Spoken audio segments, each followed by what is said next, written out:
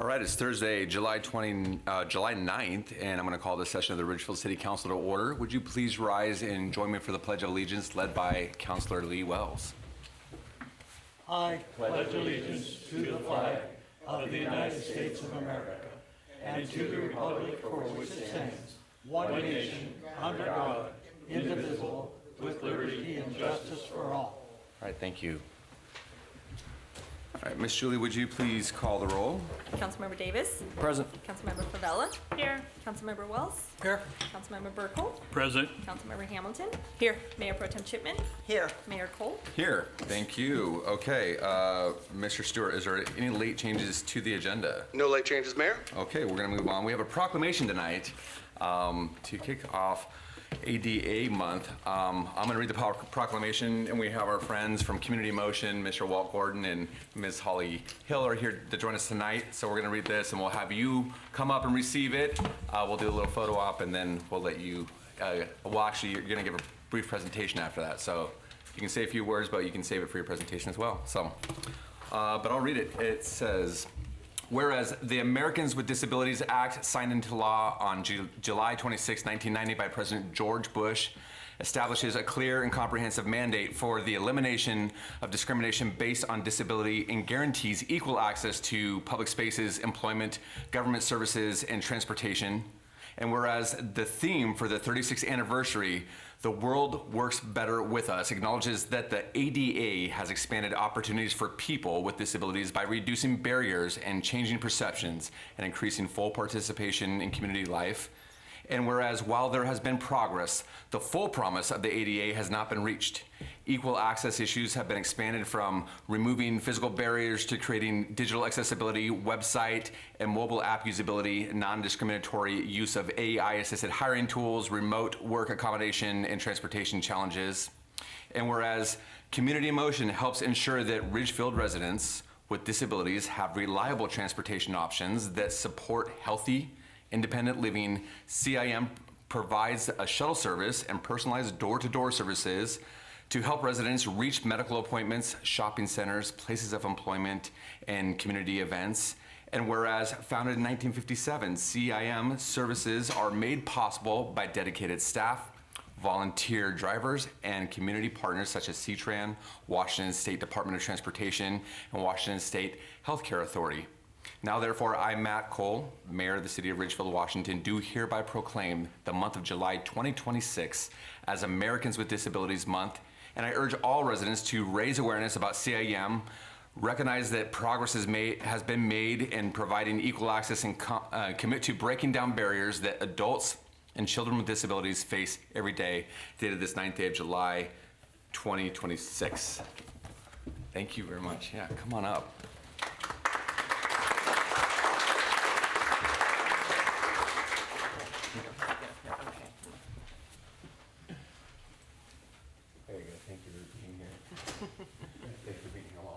Yeah. You want to go down in front? Yeah. Yeah, okay.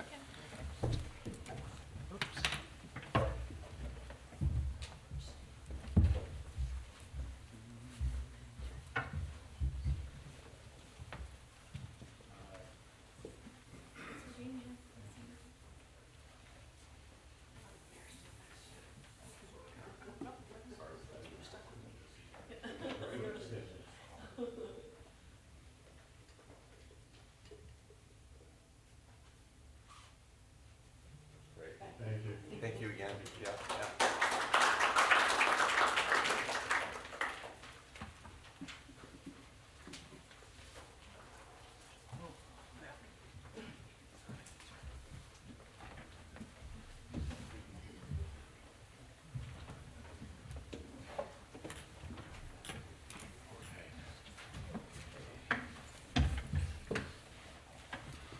Okay, since CIM has a presentation, we're going to move into public comment. It is now time for a public comment. Anybody wishing to address City Council regarding items not subject to a specific public hearing may come forward to the podium at this time or use the raise hand feature located at the toolbar at the bottom of your Zoom screen. For controls over the phone, press *9 for raise hand and press *6 to mute or unmute. Please state your name and limit your comments to 3 minutes. Is there anybody wishing to give public comment this evening?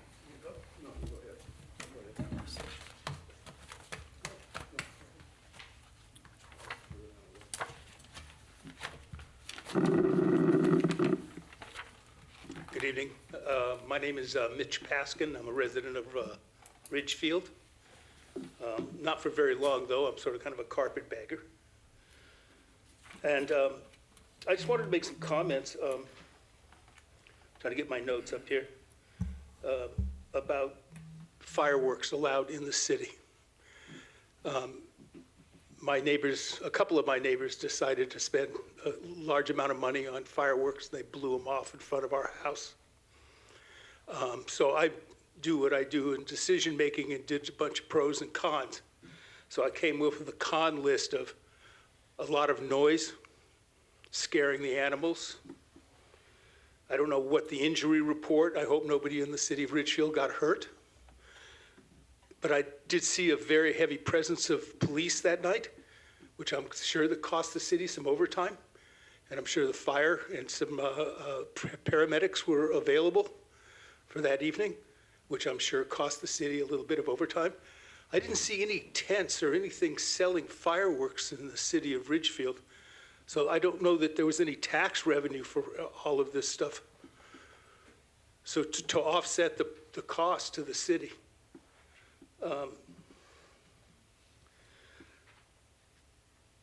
There was a huge amount of residue in the middle of the street.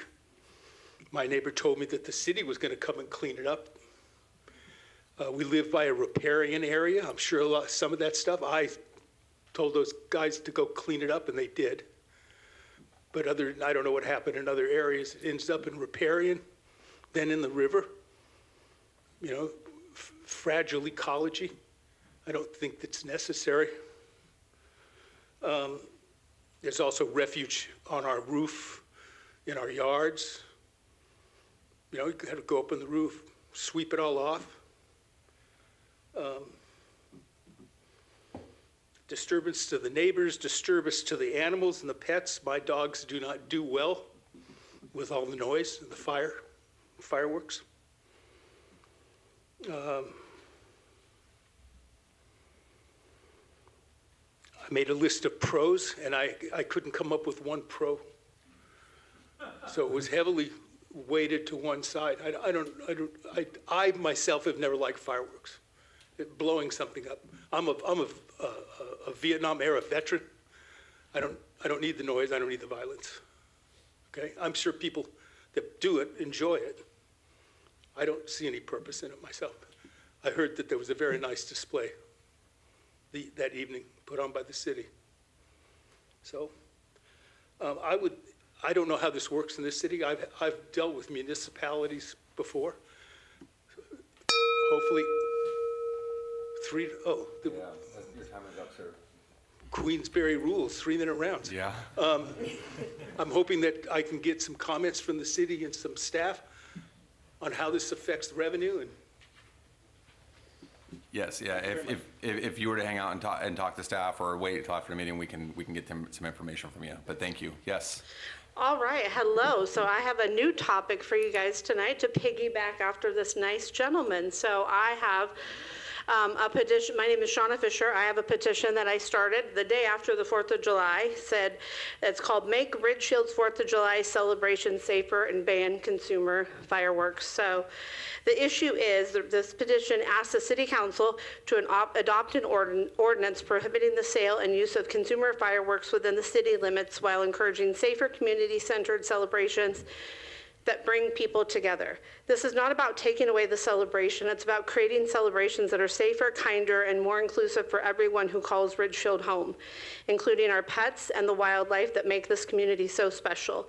If you believe Ridgefield can lead with compassion while still celebrating our nation's holidays, please, it's talking about signing this petition, and also as together we can build traditions that future generations can be proud of. As Ridgefield continues to grow, we have a chance to decide what kind of community we want to be that celebrates our nation's independence while protecting our neighbors, animals, and wildlife. And also too, I had somebody that did a comment on here, and it says, as a community that cares about our wildlife, our neighbors, and know that's what makes our community, we need to care about it all year, including the 4th. The disturbance this year especially was unreal. Even if pets and cells are medicated properly, the impacts and the neighbors mortars. Staking my home with every blast is too much. I also watched a confused deer in my yard and listened to the devastated community over lots of pets during the festivities. And also too, so you could have a dog or cat or a horse that maybe does okay 1 year for the fireworks, and then suddenly that can change. And that's the case for one of my dogs. She was fine, and then now she's not with the 4th of July.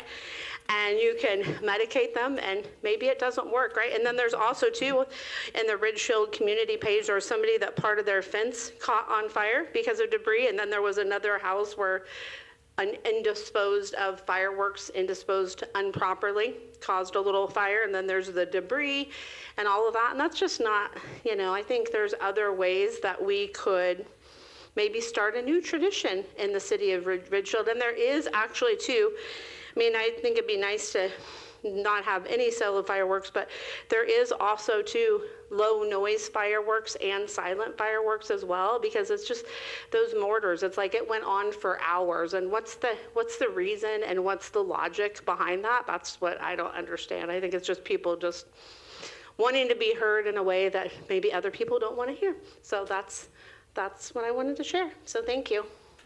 Thank you.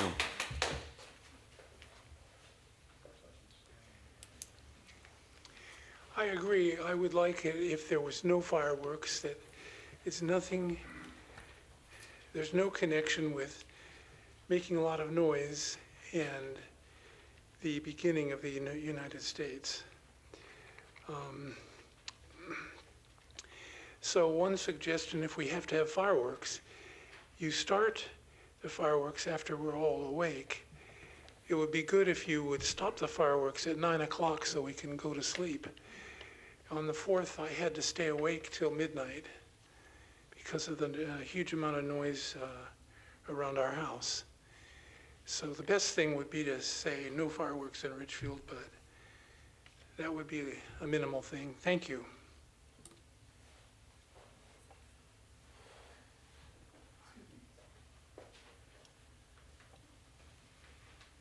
Good evening. My name is John Dutz, and I'm a Kenya resident here in town.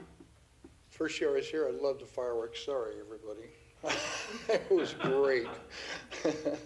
Coming from a place where they strike them down, to say, not so good. The reason I'm here, I'm going to change my thought here. This whole problem we have with the city council, the port commission, the people, I'd like to see where one time the city, the port, could have an open discussion with the population of what they'd like to see. I have one side is all tied up with nothing, no housing. I agree with that because I've seen this in a different location and it failed. But making a visual idea. I think the port is a gold mine down there for many reasons. First of all, they should have these little squat boxes where you can go rent if you want to stay for a while. They should have picnic tables. You could put, well, let's put it this way. I saw it down coming out of Vegas and driving, because I drove back and forth to Arizona, these little angled covers for the sunlight down there. There's a little town, it's a mile or 2 miles or 3 miles of just sand on a lake coming down the road. And it's beautiful. And that thing is full of people all the time. But I think there's we need a conversation between all the branches, the city, the port district, and the citizens, and find out, bring us your ideas, put it together. Again, I'd put the hotel up on the other side of I-5, but I have seen that before, when they put it on the Willamette River, and they've suffered ever since. But anyway, thank you. Thank you.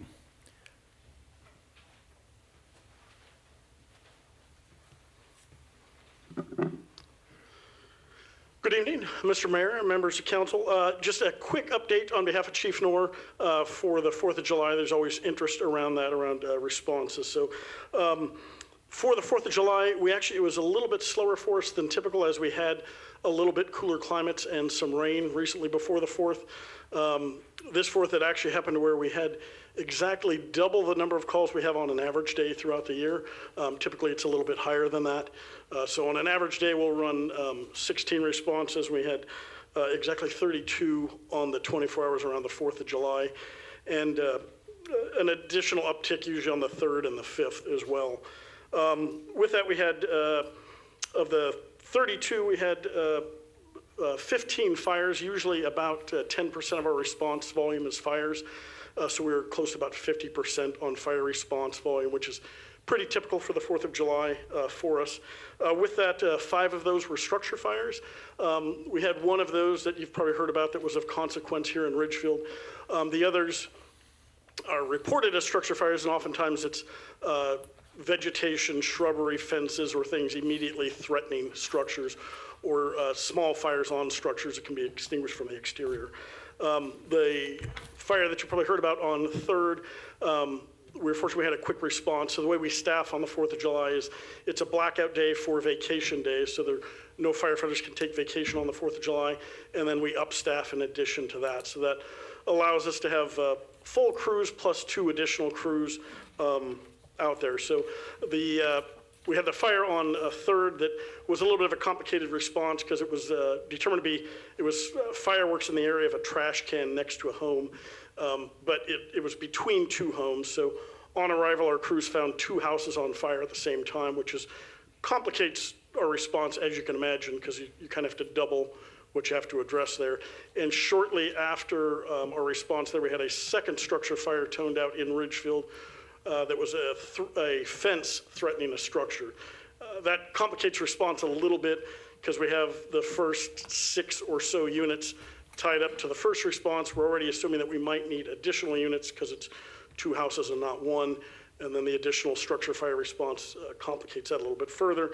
We were fortunate that we had a good quick response and pretty quick impact on that initial fire.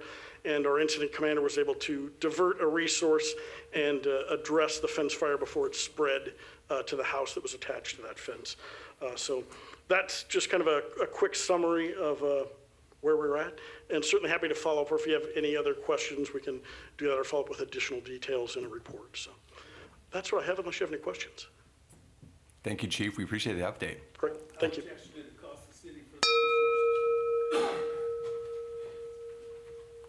Come on up, sir. Hello. My name is John Cole. I've lived here in Ridgefield for 30 years.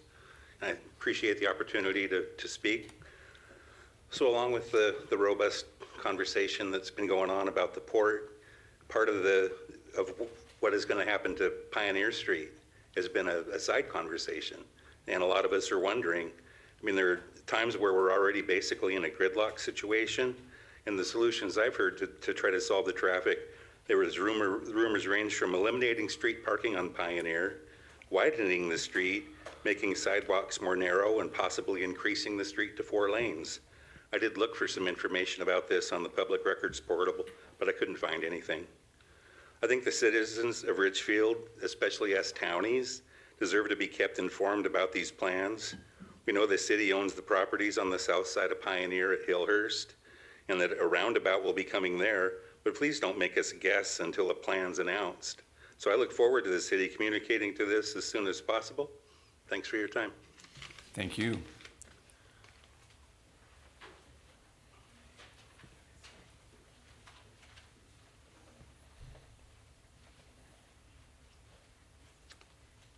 Hello, I am Wendy McIntyre, Ridgefield resident. First, thank you for your continued service to our community and for taking the time to listen to us residents. I'm here again because I deeply care about Ridgefield's waterfront, and I also wanted to share with you guys an update. The Preserve Ridgefield Waterfront petition has now surpassed 2,800 signatures from community members who want this waterfront to remain a place that reflects Ridgefield's character and values. That number is significant because the port has repeatedly pointed us to its 2023 Market Analysis and Development Strategy document as the basis for the current waterfront vision. That strategy relied heavily on the 2022 community survey with approximately 1,500 responses. So today, nearly twice that many people have signed a petition expressing concern about the current concept. I believe that level of public participation deserves meaningful consideration. We've shared these concerns directly with the port, but we've been told that the future conversations will only occur during the public engagement sessions. Many residents have attended those meetings with thoughtful, well-researched questions, yet many remain unanswered. At the same time, we've been told that phase 1 is now considered confirmed, even though permitting, environmental review, and other required processes have not yet been completed. That has left many residents wondering how public input is being incorporated. I know you're wondering why I'm sharing this with you, because I know we've been told to divert to the port, which we have diligently, they will tell you that. But I also believe that whatever is built on the waterfront will shape our city's future, affecting our neighborhoods, our infrastructure, as John presented, and our quality of life. The number of residents speaking up make it clear that this is not simply a small vocal minority and not something that the city shouldn't be involved with as well. And as I reviewed the planning documents, which they had referred me to, I also noticed that the waterfront redevelopment has consistently been described as a collaborative effort between the city and the port. So my question is this: what role did the city play in shaping the assumptions, priorities, and land uses that led to today's concept? And if the city helped shape that vision back then, what responsibility does it have to advocate for changes if the community believes that vision no longer reflects Ridgefield priorities? I understand the city can't dictate what the port builds. My question is not about legal authority, it's about leadership and influence. Residents are asking for your advocacy because they want to know their voices still matter.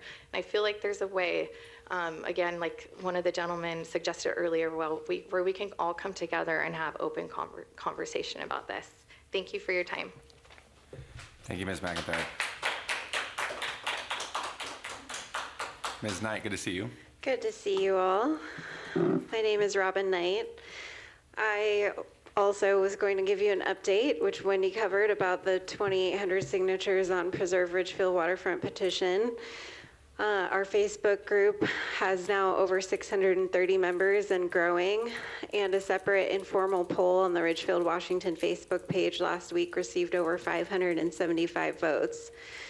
The results are consistent. Ridgefield residents overwhelmingly want the waterfront to remain open, natural, and recreational, not developed at the scale the port has currently proposed.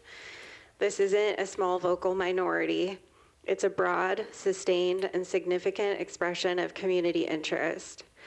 Our movement continues to grow, and while we appreciate the port's attempts to re-engage the community, we continue to be concerned by their unresponsiveness to direct questions and their claims that aspects of the development plan are, quote, confirmed before traffic and environmental impact studies have been completed, a development agreement signed, or their summer of engagement even halfway over. I do have two questions I would like council to address. First, will the comp plan update and land use alternatives impact the waterfront mixed-use zoning? Does adopting any particular comp plan alternative change the density standards that apply to waterfront mixed use? Or does its zoning remain governed by its existing development standards regardless of the land use alternative the county adopts? Second, and related, we understand the waterfront site to be vested until 2028 under existing zoning. Given that, does the city currently have legal authority to further define or amend waterfront mixed-use standards, height, density, buffers, etc., before that vesting period ends? Or is that authority constrained until 2028, no matter what land use alternative is adopted? I ask because it matters practically whether this planning process is something residents should engage with as an opportunity to shape the waterfront's future.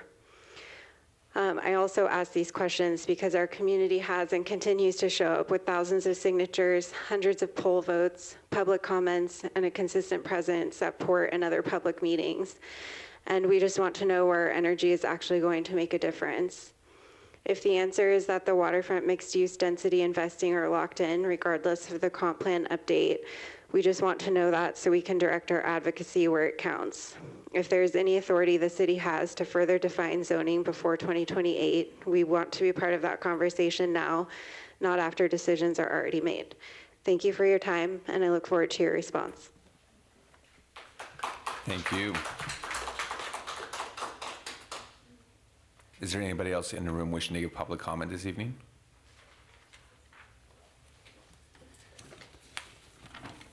Good evening. My name's Rick Granz, a Ridgefield resident for 38 years. There are several points I'd like to address. Number one, the busy boating season is upon us, which coincides with our annual low water levels, which creates unsafe conditions at the port's Mill Street boat launch, specifically an abrupt drop-off at the end of each concrete launch lane that has resulted in boat trailer damages, shallow water at the end of the loading dock, as well as the day dock, which is frequently resting on the Lake River bottom, resulting in frequent propeller damage for the motorized boaters. Since the City of Ridgefield is responsible for enforcing their Shoreline Master Program under the Washington State Shoreline Management Act, then I'd expect this not to occur as it has for at least the past 5 or 6 years that I can recall. Number two, since the city and the port are in partnership regarding the redevelopment of the port's waterfront property, then they both need to follow the requests of the large majority of Ridgefield citizens that do not want high-density housing or a 4 to 5 story hotel built, even though the waterfront mixed-use zoning would allow it. There are many other better options to consider than housing in a hotel at the waterfront, especially with the Ridgefield National Wildlife Refuge in close proximity. Number three, the Port of Ridgefield's waterfront redevelopment survey should have included one very important question, specifically, do you or do you not want high-density housing in a hotel as part of the waterfront development? The simple answer has been a unanimous no. It was unanimously agreed among many Ridgefield citizens that I spoke to that there needs to be an expansion and improvements made at the port's existing Mill Street boat launch facility. There was an effective grading system of desirable, acceptable, undesirable used in a former port survey that I'd like the port and the city to use once again in a new survey of the waterfront redevelopment. Number three, a large number of Ridgefield citizens that I've spoke to are unhappy with the lack of road traffic capacity that our existing infrastructure can handle. These same citizens know that this is an existing problem today on downtown Pioneer Street, even before additional traffic is added from the waterfront development. A traffic impact study will not fix the problem unless you build a 4-lane Pioneer Street and a 4-lane Pioneer Street overpass to handle the expected traffic increase from the future Ridgefield waterfront redevelopment project. Thanks for your help. Thanks for your time. Thank you, Mr. Grenz. Is there anybody else wishing to give comment this evening? Seeing none in the room, Ms. Julie, is there anybody online? Not seeing no one Okay. online. Okay, we will close public comment and move on with our agenda. We're going to move to the consent agenda. Council, I'd accept a motion as presented. I move to accept the consent agenda as presented. Second? It's been moved by Councilor Burkle, seconded by Councilor Favela to accept the consent agenda. Council, any discussion? Seeing none, all those in favor say aye. Aye. All opposed? Thank you, Council. Motion carries. All right, we have a presentation in line with our proclamation from earlier this evening, a presentation by Community in Motion. We have Holly Hill here on behalf of CIM, along with Walt Gordon. The floor is yours.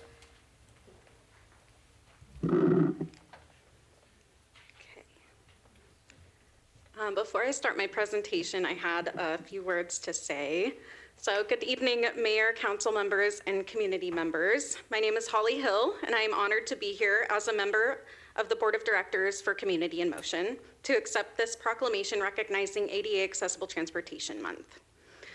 The ADA law passing made it clear that accessibility is not optional. It is a civil right. And it is something that touches more lives than people realize. How many of us have used curb ramps for moving, for baby strollers, for helping a loved one, for carrying something heavy. Accessibility is something that, when done correctly, it benefits everybody equally. That is its true impact. 1990's law did not remove every barrier overnight, but it did change the expectation. It said, no, people with disabilities should not have to fight their way into public life. Actually, communities have an inherent responsibility to build spaces, services, and systems that people with disabilities can access, use, and participate in fully. Access does not start inside of a room. It starts with whether somebody can get there at all. That is why accessible transportation is so essential. It is the foundation that makes every other right, service, and opportunity actually reachable. A public meeting, a school, a grocery store, or a community event may technically be open to everyone, but without a reliable way to get there, access literally stops at the curb.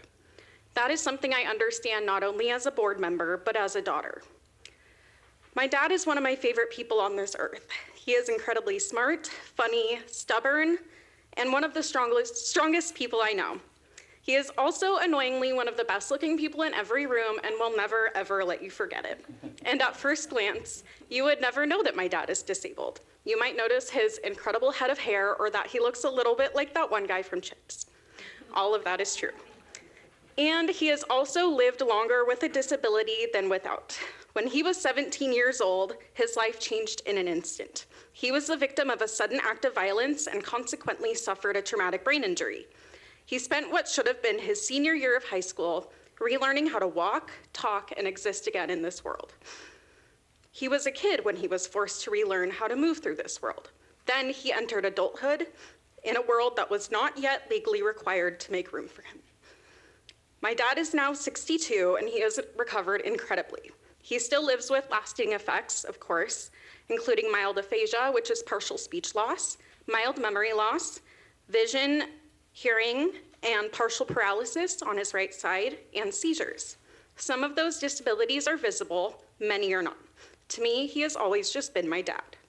When my sister and I were young, my dad was a dog trainer and our primary caretaker during the day so that my mom could pursue her career in speech-language pathology. When we were 3 and 5, my dad had a grand mal seizure and lost his license for 6 months. This is just the standard medical precaution, and yet it completely changed how we lived. For 6 months, my parents had to coordinate childcare, work, appointments, errands, groceries, and everyday life with one driver, one car, and no alternative transportation options. Despite all of that, we were still very lucky in many ways. My mom had a car. She had a union job that eventually paid enough for my dad to become our full-time parent at home. That job also provided our family health insurance, something their marriage would have excluded my dad from accessing through disability systems because their combined income was considered too high. Those aspects gave my family options, a gift that many families do not have. But even with those advantages, we could not rely on public transportation because the routes that we needed did not exist. There were no bus lines available to get my dad where he needed or to support the daily rhythm of our family. For us, transportation was more than just getting about from A to B. It shaped our choices, our time, our stress, and what we had left to give at the end of the day. My dad has never known adulthood outside of a marginalized community, and as his daughter, neither have I. Disability has intrinsically shaped the way my family has had to move throughout the world. Many people only notice accessibility or marginalization when they are forced to, when a barrier affects them directly. But for many people, there is no choice. Accessibility is on the forefront of their minds every day. In a previous role serving low-income senior citizens and residents with disabilities, I saw the same issue from a professional lens. People I worked with were struggling, not only financially, but from isolation, mobility barriers, and lack of transportation. For them, accessing services felt like another barrier in and of itself. Some didn't know that transportation services existed. Some didn't know there were programs available to help them get to these other services. And without staff who were able to leave the office and meet these folks where they were at and conduct home visits, many residents would not have been able to access the help that they qualified for. These experiences, along with my service on Community in Motion's board, solidified for me that accessibility is not an isolated issue. Transportation is often the thing that determines whether every other service can actually be reached. This is also a part of what has shaped the next chapter of my own work. This fall, I will be pursuing my master's degree in infrastructure planning and management with a focus on how policy, accessibility, and community planning intersect. I know that the decisions that we make about infrastructure are not just about concrete or roads or sidewalks or systems. They're about people. They determine who can participate, who can connect, and who gets to fully be a part of the communities that we are building. That is why this proclamation matters and why this conversation is so relevant today here in Ridgefield. As Ridgefield continues its own thoughtful work on ADA planning, curb ramps, sidewalks, and accessibility improvements, the city is helping shape a community where growth and access can move forward together. These investments matter because accessibility is not only about improving what already exists. It is about choosing to build a community where people of all abilities are included, considered, and able to participate fully, and about making decisions today that create a more accessible future even after we are long gone. That is where Community in Motion shines too. They help people all across Southwest Washington get to where they need to go. Services like the Current through C-Tran and the North County Shuttle through Community in Motion help fill the gaps that traditional transit cannot provide. Connects people to jobs, appointments, meal sites, and community gatherings. Those rides may look simple from the outside, but when you are the one who needs them, they can mean everything. Your treatment is received. You have groceries. You were able to keep an appointment. You're able to attend a community event or a public meeting or see somebody after a long period of isolation.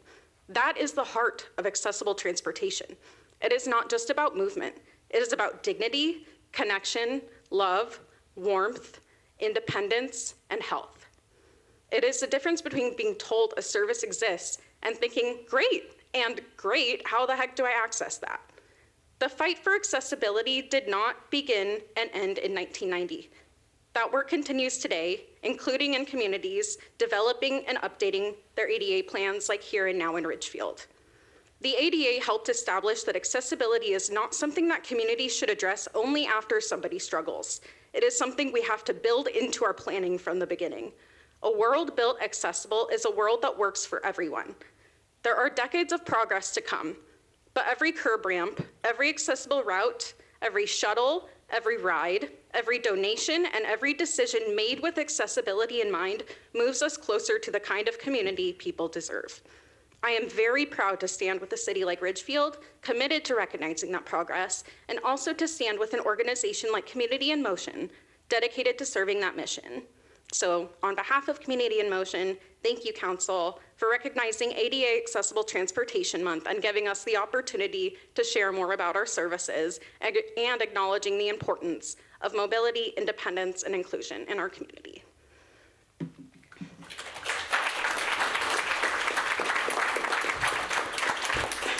Thank you for sharing. Yeah. So now I'm just going to do a brief presentation about Community in Motion. Matt already went over kind of what the ADA changed in the proclamation, but really it just created a foundation of what is missing and what are the barriers that we can eliminate. So accessibility is no longer treated as optional. It's a legal requirement. That means that there is no waiting for cities to catch up. They have to catch up. Everybody has to catch up. Back then, if you weren't able to get into a building, that's just where you were left, on the outside. Now, everybody is able to access services, places, community that they need and deserve to and live their full lives. So when someone can't get a ride, it impacts more than just transportation. They can lose their job. They can miss a healthcare appointment. They can not get groceries or go to the food bank. They can become socially isolated, not see friends, family, loved ones, and they suffer losing their independence, their autonomy. So it can assist with health appointments, work and training, just getting to your daily needs and that connection. Transportation is a huge connector of independence and autonomy, and really that's the heart of it. So about us, this organization actually was established in 1946 and has kind of worked with a bunch of other social service organizations in the community to eventually become what we are today, Community in Motion.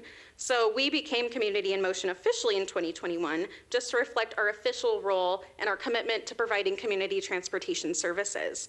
We actually serve 5 counties, which I don't think a lot of people know. So Wahkiakum, Cowlitz, Skamania, Clark, and Klickitat all have access to these services and all have kind of home-based offices where they can get in connection. We provide transportation most commonly to seniors, so folks age 61 and up, folks with disabilities, and low-income residents. And we are just here to connect our neighbors to reliable transportation. So a little timeline of our history. In 1995, we launched our non-emergency medical transportation, which is our largest program by far. This provides medical or Medicaid recipients with rides to appointments, and this is still one of our champion programs. In 2003, this was our employment transportation launch, funded through WS.DOT grants. And then in 2007, Reserve a Ride began to help those without Medicaid get to other life-saving medical appointments. In 2011, we had our first bike to work training, which helps people who don't live on bus stops find an alternative to get to work. In 2015, our mobility management program launched, and that helped to identify transportation gaps and also gaps in social services to connect people to a holistic kind of care. In 2019, we launched Volunteers in Motion, which was rides for folks 65 and up or with a disability via volunteer drivers, which we appreciate so much. And then in 2021, that was, like I said, when we updated all of these connections and updated our organization entirely. We offer a lot of services. So employment transportation and non-emergency medical transportation are our big ones. We do give away a lot of bus passes, help folks with bike to work. The North County Shuttle is one of our most relevant services up here.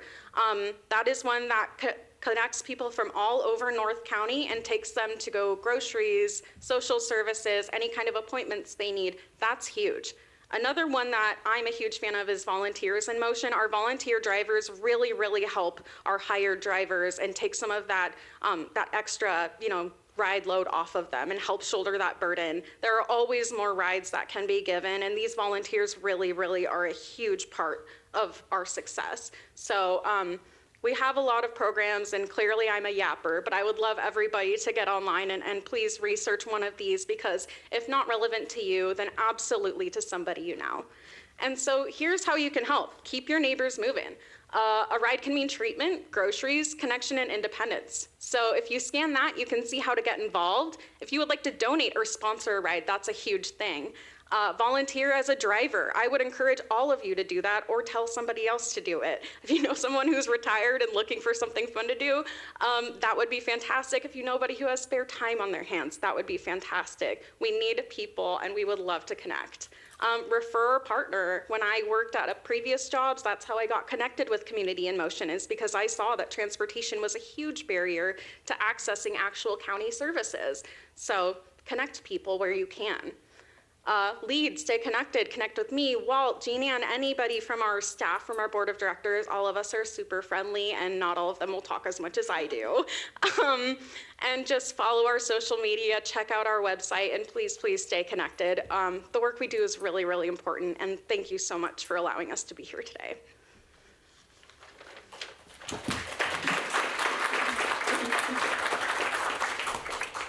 Thank you again for sharing. Wonderful story to tell. Thank you for sharing your personal story with us, and as well as giving us a presentation on Community in Motion. I would like to open it up for council who might have any questions to look around. Well, Leah, we have some questions. So we'll start at my far right end, and we'll go to Councilor Davis, and then we'll work our way down. Yeah, appreciate it. Thank you, Mayor. I absolutely love the comments, the presentation. I also serve on the board for CTRAN, and so you referenced the current, and so I guess I would just offer that however we can be a partner in the work that you guys do. If you need help connecting with staff over there, please reach out to me, and I would be very passionate about making sure that we are as big of a partner for you in that realm as we can be. But I just appreciate the advocacy of the work. Accessibility is something that is really close to my heart, and so I really just want to thank you for the focus and the effort that you both put into that and your entire team. So thank you. Councilor Favela. Yes, thank you so much for this presentation. I'm equally excited that this information is being shared with the community. I sit on the Community Action Advisory Board through Clark County, and we review the community needs assessment, and transportation was one of the biggest issues that came up in that community needs assessment. I was also in a meeting today for youth mental health, and we were talking about a 30% increase of referrals, emergency room visits for youth who are experiencing suicidal, self-harm, really significant behaviors that, you know, are increasing year after year. And 50% of those very specific referrals did not follow up with care for many reasons, and transportation is one of those. It's very hard to get children who have high youth or high need behaviors in a vehicle safely and do it with a volunteer driver who may not know how to handle that. So it is, it's a huge need, and I do appreciate all of your volunteers that participate in getting people to where they need to go, because it's life-changing. Thank you. Thank you, Councilor. Mayor Pro Tem, any questions? Just to thank you for coming in for your presentation and the work you do. Sounds like it's a very big job and that you handle it very well. Thank you very much. I would also, Oh, sorry about that. yeah, like to thank you. There's an aging population, and an aging population, some people they lose their right to drive, and this is very necessary for them to get their appointments, and you're providing a wonderful service. Thank you. Thank you. Thank you. Just a question. A volunteer driver, would I, as a volunteer, would I be required to transport people out of Ridgefield or only from Ridgefield? Sat down preemptively. So that's kind of the fun of it. You can choose kind of where you can go. We are flexible with pairing. I would say the kind of introduction into getting qualified background checks, et cetera, can be kind of lengthy for the beginning of volunteer drivers. So that is one thing to keep in mind. That's why I did recommend folks with extra spare time, but you are welcome to kind of pick a little radius if you want. And if you want to stick to that, you're super welcome to. I think we would be more inclined to help you stay within your community too, to help out folks here. And as a volunteer, would I be transporting the same person regularly? Or? That depends. So there's the opportunity to build relationships with folks and kind of become regular transportation. There's also opportunities to kind of mix it up with different folks and get new rides as much as you would like. So once again, I think we could talk anything out with our staff. They're just so awesome and they're super willing to work with you. But all of that would very much be on the table. Thank you. Thank you. Thank you, Councilor. Councilor Hamilton. Thank you. Thank you so much for your presentation. I am known to be a crier up here, and I was doing my very best to not, but thank you for sharing your personal story. That was very thoughtful and impactful. So it sounds like everyone in the room, the easiest way everyone can get involved, and I don't want to speak for you, would be Volunteers in Motion. That's an easy, accessible way, or telling people about the program. Number two, I'm curious, do you have like a focus on corporate or community partners that would be helpful? Like I'm thinking, okay, you have volunteers driving people around, would getting gas cards, would getting like, are there any of those partner opportunities that we can keep our eyes and ears out for you as well? Absolutely, all of that would be fantastic. I would actually connect you with our executive director, Jean Ann Edwards. She's fantastic. We have a lot of community partners who are fantastic and partner with us. C-Tran is one of them. Yeah. There's a whole long list, and I almost put it on that slideshow, but man, that was a lot to read. So sure. Yes, we are always open to more opportunities. Okay, fantastic. And then just also donate or sponsor a ride would be an easy way for people to get involved as well. I think that's the easiest. If you don't have extra time, I mean, honestly, $20, $25, you know, a couple gallons of gas, and that's a ride around the neighborhood. Mm-hmm. So, right, gas is crazy anymore. But yes, so that would be wonderful. Thank you very much. Thank you. Great. I'm looking around, no other questions. So I'll just close it out and just say to you and to Walt coming here tonight, thank you so much.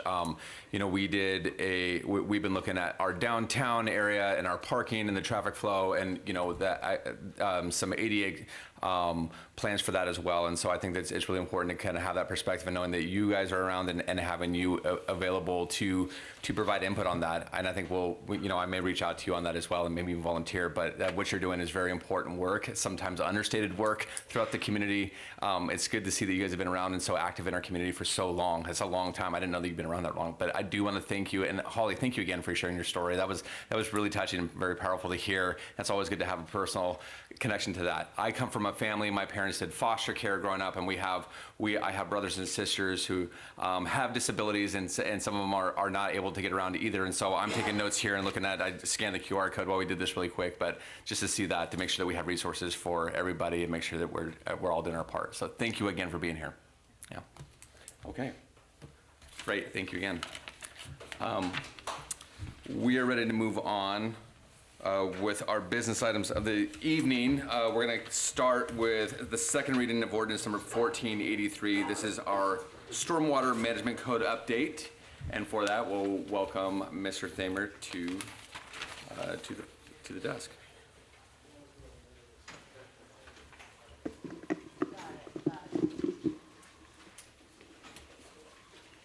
Thank you, Mayor and Council. As you said, tonight we're here for the second reading of Title 19 Stormwater Code Adoption. And with me again is Sean Mulderig, our Stormwater Program Supervisor, to present tonight. Good evening, Mayor, City Council, members of the public. At the June 18th council meeting, I provided an overview of the proposed Title 19 Stormwater Management Code. Tonight's presentation is intended to be a brief recap of the proposed ordinance before council's consideration of the second reading.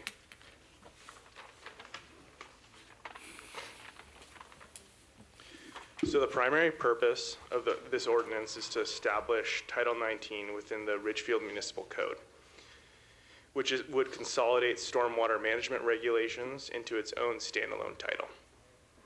In doing so, Title 19 would also align the municipal code with current MS4 permit requirements and provide the regulatory foundation needed to support continued implementation and future expansion of the stormwater management program.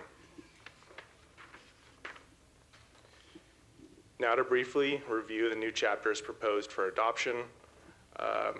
Chapter 19.1 provides definitions and establishes the legal framework and authority for administering the city's stormwater management program.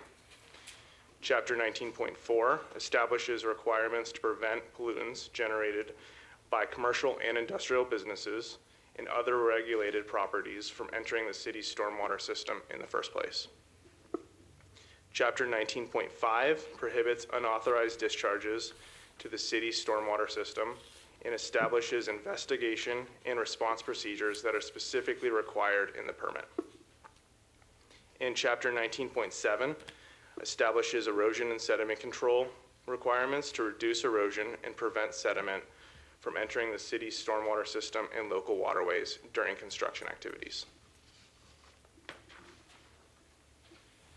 In summary, the proposed ordinance would adopt the 4 chapters we just reviewed in the previous slide, repeal the existing illicit discharge and erosion control chapters 13.8 and 18.755, amend the related provisions within titles 18 and 20, and maintain penalties through the city's master fee schedule. I also want to state again before this second reading that as reflected through the city's existing stormwater management program and as part of the Ridgefield philosophy, our approach will continue to emphasize education, technical assistance, and voluntary compliance with enforcement available only as a tool if needed. So with that, thank you, and we'll be happy to answer any questions council may have. Thank you, Mr. Mulderig. Good. Okay. Council, any remaining questions? Councilor Davis has one. Yeah, thank you, Mayor. Just wanting to get some clarification on that enforcement piece.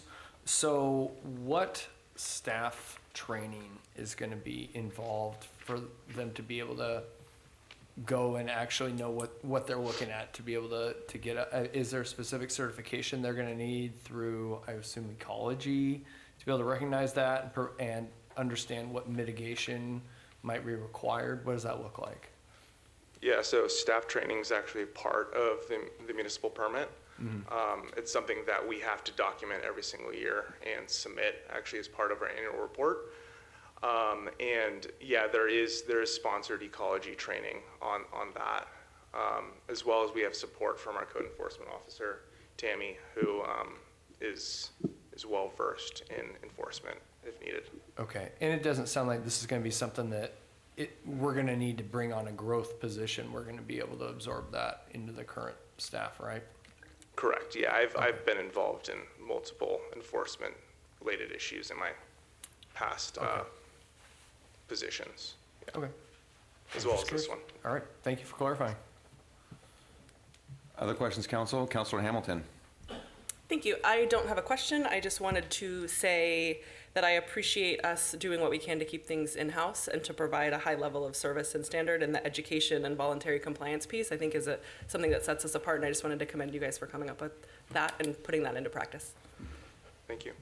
And I'll piggyback on both my colleagues on a similar thing. So the part, I think it was 19.7, where there's an investigative authority and the corrective action you assign. So do you anticipate that all of that stays in-house, or do you have to inevitably, refer something out to ecology or even administrative law for corrective action? Or does it usually stay within your department? Yeah, it'd stay within the city for the most part. There are permits in certain activities regarding construction or industrial activities that ecology has their own permit with the applicant. So there are times where that coordination with ecology and directly with the applicant would happen, in that there is overlap with the city program. Okay. But there is coordination both ways. Yeah. Like with ecology and with the business or the activity. Okay, gotcha. The word, I think the trigger word for me is investigative, and so anytime you do that, I think it always gets open to subjectivity, like where the business or the tenant or whatever would have maybe a dispute on what they do. Does it tend to be pretty objective, like it's pretty matter of fact, like here's what we see, here's what the corrective action is, or does it go through a process of actual adjudication?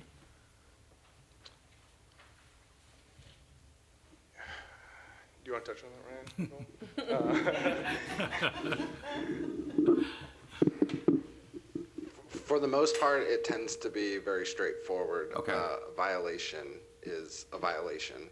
And we have code for that. We also have a stormwater manual from the Department of Ecology it's a very large manual and goes into great detail. So we can reference that during our investigations and enforcement. Okay, that works. Thank you very much. I can touch on that a little bit more too. So I mean, we need that as part of our code as a tool that we could potentially use if further investigation is needed. We just didn't really have strong code language in there previously, and part of this addition or amendment is to kind of just beef up that language that gives us ability to investigate if needed. Okay, great. Yeah. Thank you. Councilor Burkle. Thank you. Just a question. We go out and find a violation. How long would a violator be given to correct the violation, depending on the severity? And what would occur if after the appropriate amount of time to correct, it was not corrected? At that point, would fines or whatever be enacted? So, Councilor, I think you kind of answered the question partially on your own. Like, it's a case-by-case basis. So depending on severity, depending on the situation, well, first, we're always going to go down our enforcement procedure. So we're going to provide education, and then provide technical assistance. And then we're going to try our best to get voluntary compliance. If multiple chances are given, and that time frame can vary, then yeah, enforcement would be a tool that we could lean on. Thank you. Okay. All right. Thank you both We appreciate the work you guys have done on this to beef up the code and make sure that we are covering all of our bases, so we do appreciate it. If there's no other further questions or discussion from council, I'm going to ask Mr. Lee to read the ordinance into the record. Thank you, Mayor. Ordinance number 1483, ordinance of the City of Ridgefield, Washington, repealing chapters 13.8 and 18.755, amending Title 20 and chapters 18.100, and adopting a new Title 19, Stormwater Management, to the Ridgefield Municipal Code. Thank you, Ms. Julie. Okay, and if, at this point, I would ask the council for a motion. I move to adopt ordinance number 1483, the Stormwater Management Code update as presented. Okay, it's been moved by Hamilton, seconded by Chipman. Any discussion? Seeing none, Ms. Julie, would you please call the roll? Councilmember Davis? Aye. Councilmember Favela? Yes. Councilmember Wells? Yes. Councilmember Burkle? Yes. Councilmember Hamilton? Yes. Mayor Pro Tem Chipman? Yes. Mayor Cole? Aye. Thank you. Council, motion carries, passes. All right. Thank you very much. All right, that concludes our business for the evening. We're going to go back into public comment. Anybody wishing to address City Council regarding items not subject to a specific public hearing may come forward to the podium at this time and use the raise hand feature located at the bottom, at the toolbar at the bottom of your Zoom screen. For controls over the phone, press star 9 for raise hand and press star 6 to mute or unmute. Please state your name and limit your comments to 3 minutes. Ms. Fisher, good to see you again. All right, I know, there you go. So I want to just continue my, Shauna Fisher, again, I just wanted to continue my thing about the fireworks. So also too, somebody reached out to me and there was a dog of theirs, I don't remember when it happened, but they got into fireworks debris and they had a big emergency vet bill and luckily their dog was okay, but that's another, you know, consideration for fireworks is the debris for pets and, you know, wildlife and even small children too, right?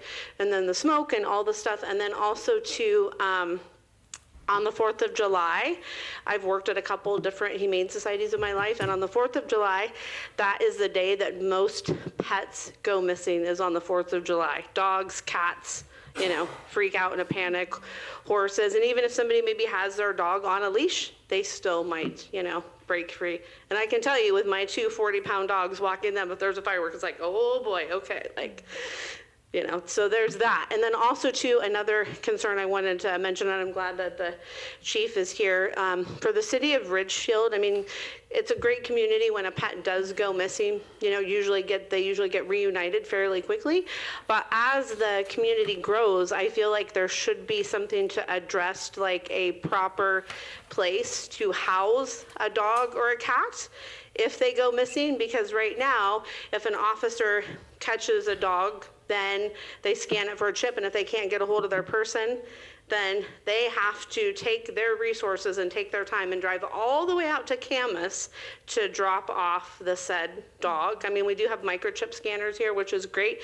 So I think it'd be great for the city to look at as we grow, because there's, you know, not just Ridgefield here, there's La Center and, you know, Battleground and outlying areas. I mean, Ridgefield could maybe take the lead, and maybe there's a expansion of a building somewhere that could be to help with that, you know, maybe just like 1 or 2 kennels or something like that, I feel like would be very valuable and very, very impactful. So that's all I want to say. And then also too, if you could let me know, I know you can't let me know now, but maybe afterwards, if it is the county that I need to go to, or if you guys have power to ban the fireworks in the city. And maybe too, I know a lot of it is for fundraising activities, but there's a lot of other fundraising that can be done that doesn't, you know, disrupt a lot of things. So there we go. Thank you. Thank you again.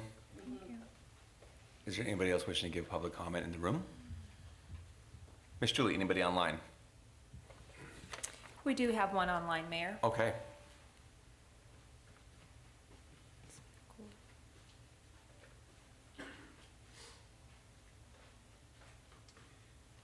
Michael Jennings again, please Oh, make. well, 1 second, Michael. We have somebody online and they're going to go first, and then we'll Okay, come back that's to you, fine. sir. That's fine. Yep. Okay. All right. My name is Nancy Fagan. Earlier commenters mentioned surveys about the waterfront. And as you know, the port is currently promoting their survey. So these are my comments to the port at yesterday's meeting. When I was working on my advanced degree in college, I had to take classes in designing good research questions and surveys. When I took your survey, I found that many of the questions were extremely biased toward supporting your plans, which are considered confirmed and non-negotiable. According to the Pew Research Center, when asking close-ended questions, the choice of options provided, how each option is described, the number of response options offered, and the order in which options are read can all influence how people respond. Continuing from Pew, accurate random sampling will be wasted if the information gathered is built on a shaky foundation of ambiguous or biased questions. My question to the port is, how do you plan to quantify the data you receive from the written comments in order to report out a complete picture of the responses received? To the council and the public, I would say, use caution and your discretion when looking at their results. Really dig into the data and the comments. Thank you. Thank you. Okay, Mr. Jennings.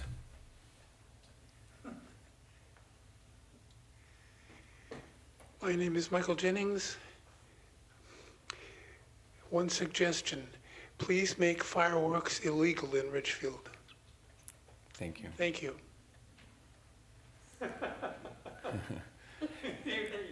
Anybody else wishing to give public comment this evening, either online, Ms. Julie, or in the room?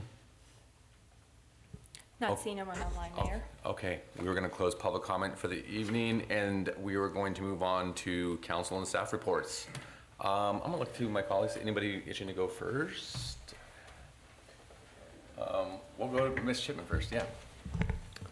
It was a busy week with the 4th of July, and I think participating in the parade, which is only the second time I've ever done that.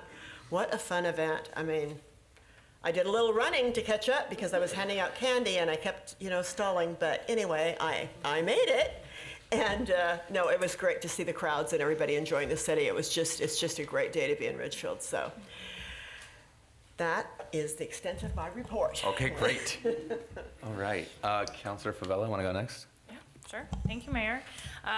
We participated in the city tour that we do. It has Parks Board and Planning Commission and City Council, and we tour the city and we talk about different topics. And why these are really important is because it's not just us sitting up here in a meeting. We are out in the community touring these sites, talking about future plans, and really having that eyes-on visual, which is so helpful, and then being able to have the other perspectives from the different boards and commissions. And want to thank Mr. Corey Crownhart for participating, and that was his most favorite day ever. He made that very clear, and I am so happy I got to be a part of your favorite day ever.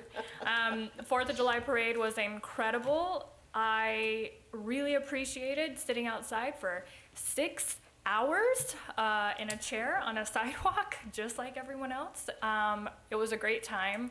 I love seeing everybody out and mingling, and I feel like it's a whole vibe July 3rd downtown, and everybody just kind of comes out, and it's like a block party. It's really fun. And yeah, I attended a retirement for Miss Kathy, who worked at Clark Callett's fire department. She had been there for over 25 years, and as we kind of talk about people retiring in the community, it's really incredible to see who has given so much of their time and energy into our city. And yeah, it's kind of bittersweet to see people leave and watch the new faces come in. And yeah, that's all I got. Thank you, Councilor. Councilor Davis. Yeah, I would echo that. I thought the tour was fantastic. The parade was awesome. I did do the run at 8 a.m. Sad to report, I did not win. I didn't even get top 5, which got a pie, but that's how it goes. That's how, yeah, you got to run faster. I know, maybe next year. But I guess going back a couple weeks ago, Mayor Cole, Mayor Pro Tem Chipman, and Mr. Stewart and I, we went to the Association of Washington Cities conference in Spokane. We were there, well, I guess most of us were there Tuesday through Friday, doing all sorts of sessions, targeted to, elected officials, senior staff, just about city administration and a lot of different facets about, just different elements of what this role entails, but also being able to connect with other people from around the state that are in similar situations and learn from them as well. Mayor Cole did an awesome presentation about our youth commission, and it was probably the most well-attended session that I went to. The place was packed. People were very curious about how we implemented that, and so it was awesome to see something that I know all of us are proud of be showcased at such a venue. So anyway, that was it. Cool. Thank you, Counselor. All right, Counselor Wells, we'll just slide over to you next.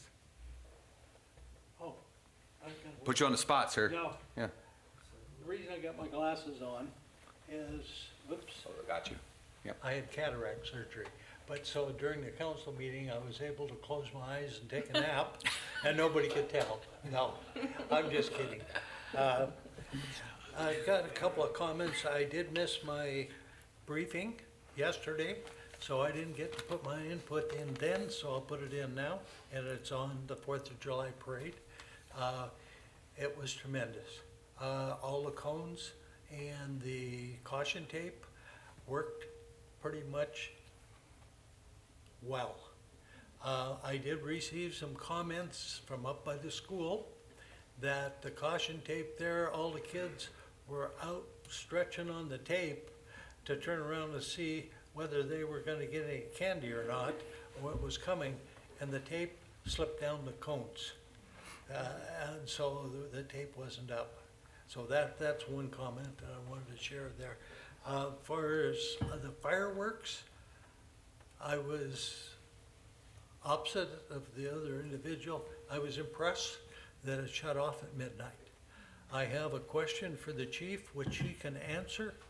I'm not going to blindside her, so I'll ask it right now, and then she can ask it when it comes around. How many citations were given? Not now, when it comes to you. But that was it. And let's see, I did do the city tour on the parks. That was tremendous. And there was something else I had here that was really important. I guess it wasn't that important because I can't see what I wrote. So, thank you. Thank you. Okay. Counselor Burkle. Thank you, Mayor. Just some things. I too attended the tour with the Planning Commission, excuse me, and the Parks Board. Just wonderful interaction between all of those commissions. The parade, one of the things I look forward to every year. It's a wonderful, wonderful thing that happens only in Ridgefield. And I had a person tell me, you know what, Clyde, the parade is the corniest thing I've ever seen, but it's just perfect. And they're right. A couple of things I'd like to share regarding the port meeting to which I went. I think this is incredible. The port at their Wisdom Ridge building is working with the Clark PUD to put solar panels on the roof of that building. It is anticipated those panels will create $18,000 that will go into the Warm Heart program, which helps people who are struggling to pay their electricity bills and help support them. And my kudos to the port for doing that. Also, a quick, they're on their final house cleanup. That allegedly should be finished on July the 17th, and then they will start on their right-of-way cleanup. Thank you. Thank you, Counselor. Okay, Counselor Hamilton. Thank you, Mayor. So I made it of note. First thing I'm going to bring up is I got to listen in on the audit exit conference, which was my first and thrilling. I went to the Lunch and Learn Chamber and Board of Directors meetings, separate events, but the last Tuesday of the month at Beveridge, there's a Lunch and Learn session. This one was on usage of AI, which I feel like that's been a very hot topic in a lot of community circles lately and just in life. Board of Directors meeting, which the Chamber is making a lot of internal changes that I think are very exciting for the businesses that are chamber members and then potential ones, and just the way that we're going to really support businesses within our city. Also wrote down the city tour, and Mr. Crownhart, your enthusiasm is always appreciated. Your energy is contagious, and we appreciate it. 4th of July was wonderful. Thank you to the 4th of July committee for partnering with us and making that such a special day for so many families. And then last night was the Ridgefield Main Street Board of Directors meeting. So we have some exciting changes around there between current executive director retiring, new interim coming in, and we have some exciting things on the horizon within that organization as our city grows and as the business needs change and evolve. It's really cool to be a part of a board that wants to evolve with that. And then I'm going to give a little personal shout out for an event that I am hosting on July 15th. So that'll be next Wednesday at the Neighborhood Refuge. In my day-to-day life, I'm the Corporate and Community Partnerships Officer for the YWCA Clark County. And one of our fundraisers that I completely voluntarily decided to opt into was called the Peer-to-Peer Challenge. So it's a way that I'd like to introduce myself into the world in this role, but also looking around me, I am surrounded by so many powerful people, but to highlight powerful women in particular. So I thought for the first, it's called Community Changemakers event. The first one I really wanted to highlight women of Ridgefield. So we have myself, Kellyanna Cole, Jasmine Tolbert, Amanda Medina, and Dr. Megan Dudley that will all be speaking. The event will be at the Neighborhood Refuge starting at 5:30. It is open to everyone. There's no specific ticket price. I didn't want there to be a barrier to entry for anyone that wanted inspiration and to come in that night and really gather in community. So we ask you give what you can, if that's $1, if it's $200, whatever that is, and all that fundraising will go directly to benefit the services at the YWCA Clark County. So that is just a personal plug that will be happening at the Neighborhood Refuge on the 15th. If you can make it, we'd love to see you there. Great, thank you, Counselor. Okay, I'll just be really brief because everything that everyone mentioned, I think that we got pretty good coverage. But I will say that the AWC conference that we went to a couple weeks ago was good.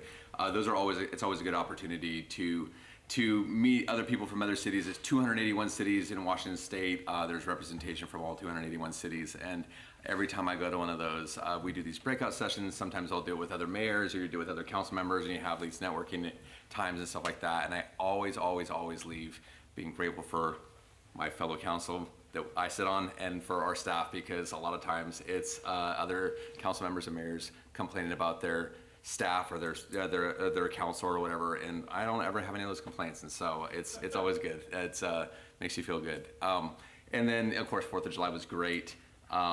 It's always I think the 3rd of July is quickly becoming sort of like the close favorite to the entire holiday, because it was just a lot of fun as people sit out there and put their chairs out, and everyone's kind of trapped for a few hours together and they can't leave their seats, and so it just sort of this community sort of forms, and there's people watching World Cup games, and there's all kinds of stuff. There's people hustling with lemonade stands and everything like that, so it's always a good time. So anyways, looking forward to how that materializes in the coming years.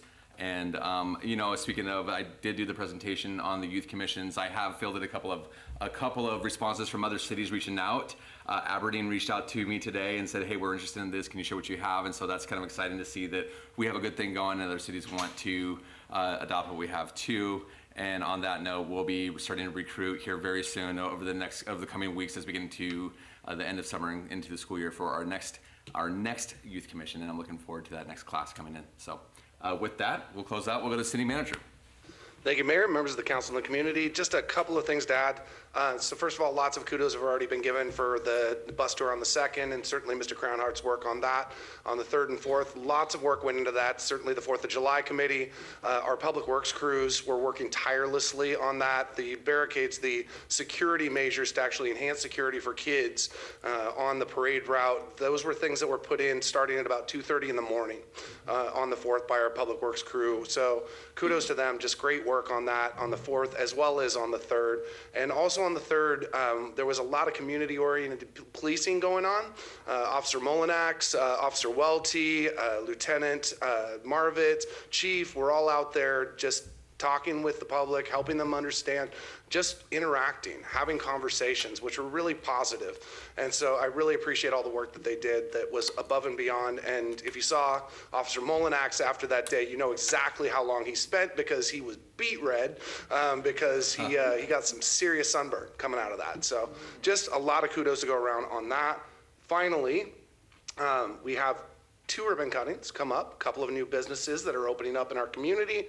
Saturday at 11 a.m. is the ribbon cutting for Pioneer Kinder Care. This is something that I know a lot of families have been waiting for a long time. As an underserved community for child care services, this is something that is a great addition that we have seen coming.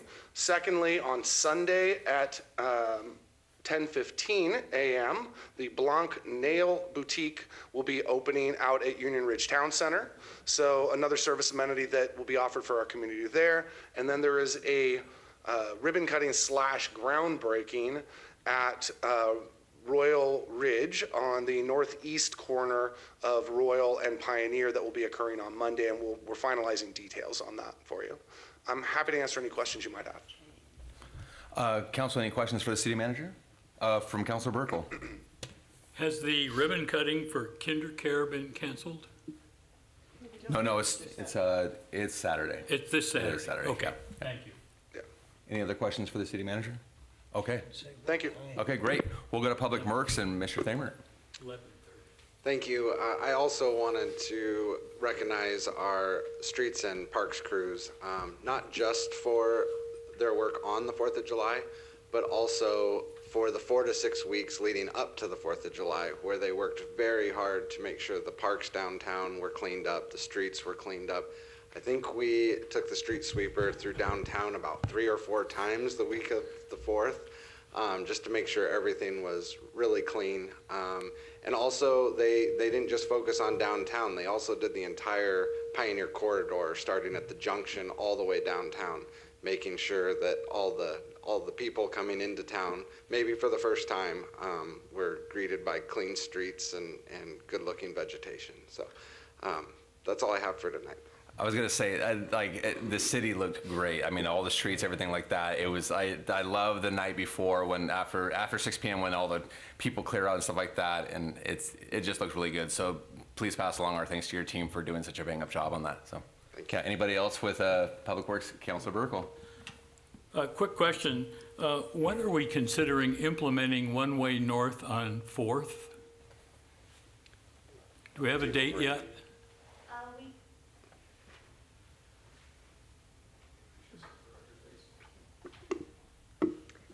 Good evening, Miranda Lang, Infrastructure Deputy Director of Public Works.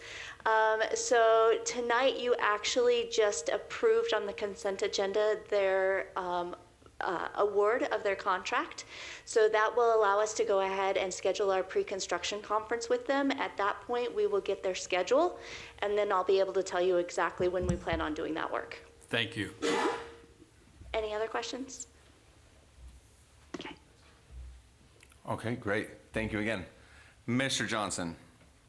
I do not have anything else tonight. Happy to answer any questions. All right, any questions for City Finance? You're off the hook, okay. Ms. Parker. No report either, but just happy to answer any questions. I think you're gonna get plenty of questions later, so you're good, okay. Ms. Lust, we'll see you behind. Thank you, Mayor. I don't have anything this evening. Okay, anything from Ms. Lust? All right, and lastly, Chief Dorrit. Thank you, Mr. Mayor. Councilor Wells, to address your earlier question, on July 3rd, we had 6 fireworks calls. By the time the officers got to those locations, they didn't find anything, so no action was taken. On July 14th, we had 16 calls. July 4th, excuse me. We had 16 calls, 2 of which were the fences where there were fireworks, and then the one involving the house where the 2 houses where fireworks caught fire in the trash can. All in all, there were no citations issued on either of those days, but our officers were out and about and aggressively trying to respond to the calls as they got them. So, just so you know that the 4th of July is a blackout day for our department, which means that anyone that has that day it's mandatory that everybody be there if they can. Now, we do have to staff the night before and the night after, so we move some bodies around. But there is a pretty significant disruption in their normal work schedule because they all know it's all hands-on. We bring in anywhere from 8,000 to 10,000 people that morning, and they work very judiciously to handle and get those crowds in as quickly as they can to get them into the event. So they do an amazing job. This year we were a little leaner than we have been in the past. We had some amazing NOW volunteers that stepped up to help augment our staffing. And it is always amazing to me to watch them all work, the police and the NOW, to get all those people into this community and to make sure that it is a fantastic celebration. So I want to give a huge shout out to my team at the Ridgefield Police Department. Sergeant Gibson is the one that did the ops plan for that and did a fantastic job. Interim Lieutenant Marvitz was there and made sure that it all moved smoothly. But really it was the collaborative teamwork of every single one of those people there to make sure that this city was safe for that event. So a huge shout out to the police department.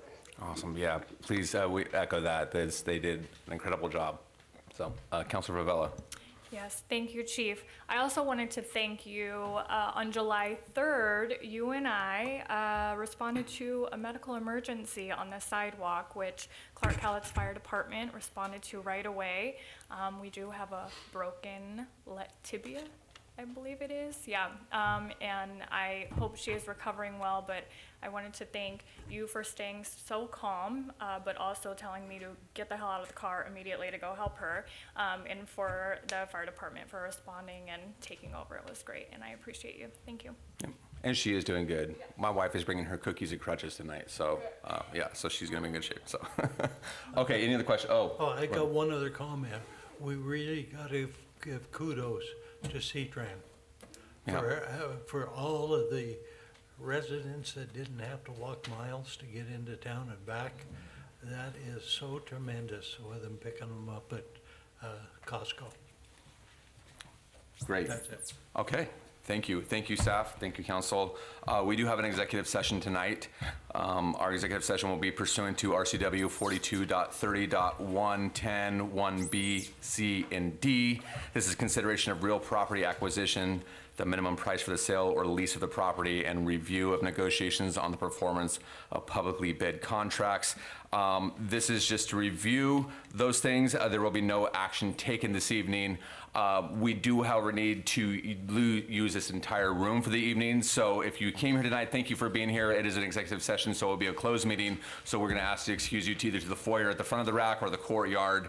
And I do want to give everyone a chance to kind of reset the room and give everyone a chance for a bio break and grab a snack. So we will reconvene at 8:05 p.m. And Mayor, yes. We need a time certain yes. for how long we will be in there. So we're going to start with 1 hour. Okay, we're going to start with 1 hour, so it'll be 8:05. We'll reconvene at 9:05 p.m.